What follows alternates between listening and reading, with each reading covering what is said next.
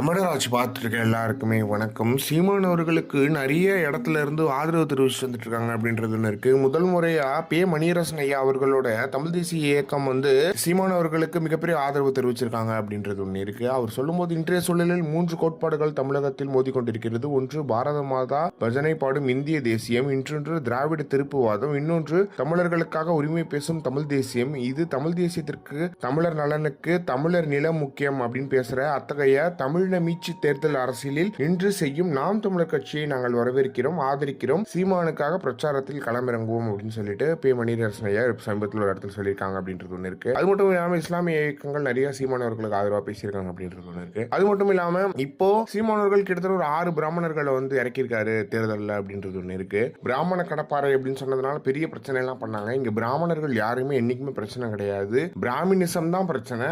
அதுல அந்த இடத்துல ஐடியாலஜியா நாங்க பிரச்சனை இருக்கு அப்படின்றது கிளியரா இருக்கு. எனவே இந்த பிராமண கடப்பாறைகளை சீமான இறக்குனதுனால நிறைய பிராமணர்கள் சீமானவர்கள் பிராமண அமைப்புகள் இருக்கும் இல்லையா தமிழ்நாட்டில், ஆங்காங்கே இருக்கிற பிராமண அமைப்புகள் சீமானவர்களுக்கு ஆதரவு தெரிவிச்சிருக்காங்க அப்படின்றது ஒன்று இருக்கு. முக்கியமா சீமானவர்களுக்கு ஆதரவு தெரிவிச்சு அவங்க சீமானுக்காக வேலை செய்வாங்க அப்படின்ற மாதிரியான சில விஷயங்களை சொல்லியிருக்காங்க. எப்பயுமே பாஜகவுக்கும் திமுகவுக்கும் ஓட்டு போட்டு இருந்த பிராமணர்கள் இன்னைக்கு சீமானவர்கள் பக்கம், தமிழ் தேசியம் பக்கம் திரும்பிட்டாங்க அப்படின்றது ரொம்ப மகிழ்ச்சியான விஷயமா இருக்கு. இதுக்கெல்லாம் கதருவானுங்க, சீமானவர்கள் எப்படி பண்ணிட்டாரு, சீமானவர்கள் ஜெயிக்க போறாரு, அதுதான் மேட்ரு. சீமானவர்கள் ரொம்ப சரியான அரசியலை கொண்டு போறாரு. இந்த பக்கம் விஜய் 2500, அந்த பக்கம் திமுக 3000, அதிமுக 3000 சொல்லிட்டு எவ்வளவு பணம் கொடுத்தாலும் சீமானவர்கள் தனித்து நிற்பேன், எந்த இலவசமும் கொடுக்க மாட்டேன்னு நிற்கிறாரு. அதுதான் சீமானவர்கள் அப்படின்றதுல எந்த ஒரு மாற்றமே கிடையாது. எனவே இந்த மாதிரியான விஷயங்கள் சீமானவர்களுக்கு ஆதரவு வரும்போது அதை பத்தி என்ன நினைக்கிறீங்க அப்படின்னு மறக்காம கமெண்ட் பாக்ஸ் சொல்லுங்க.